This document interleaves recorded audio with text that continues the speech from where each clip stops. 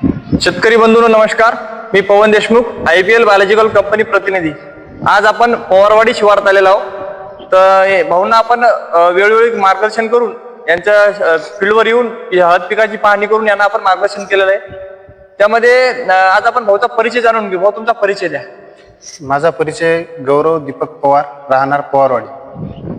मागील किती वर्षापासून तुम्ही हळद लावता? मागील जवळपास 10 वर्ष झाले आपण हळद लावतो।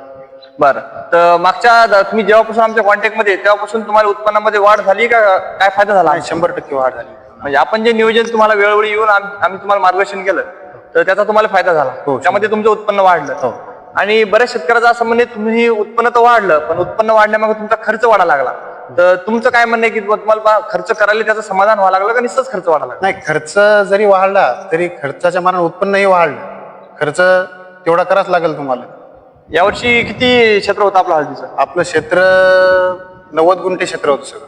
बरं, 90 गुंठ्यामध्ये यावर्षी उत्पादन किती आलं? आता आपली घासाची राहिलेली पण एक आपण अंदाज सांगा की बेणे किती क्विंटल ठेवला आणि आपल्याला कांडी किती क्विंटल अंधन झाली आणि कटू किती अंधन झाली? आपल्याला बेणं ठेवलं आपण टोटल सगळं 65 क्विंटल बेणं ठेवलं। म्हणजे आपण घरी ठेवलं काही विकलं सरळ 65 क्विंटल बेणं ठेवलं। आणि कांडीचे आदनं झाले आपले 34 आदनं कांडीचे झाले आणि 16.5 आदनं कट्टूचे झाले। 16.5 जर आपण एका अंधनाचं सरासरी 21 अंधन जर धरलं सव्वानं ते उतरत असते कारण हे चांगले शेतकरी असल्यामुळे ते व्यवस्थित करतात।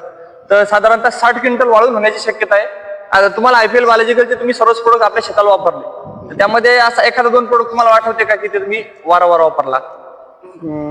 ग्रिफिन आणि 5G आपण वापरल्याचे रिझल्ट तर चांगलेच द्या। त्यानंतर पुन्हा आपलं दमन कालीचक्र असेल हे बरं, म्हणजे हुमणीआळीसाठी कालीचक्र घेतले। तर शेतकरी बंधूंनो हे आपले युवा शेतकरी आहेत, दरवर्षी वेगवेगळे प्रयोग करत असतात। आता शेजारी त्यांचा कांदा आहे, कांदा पण चांगलं नियोजन आहे।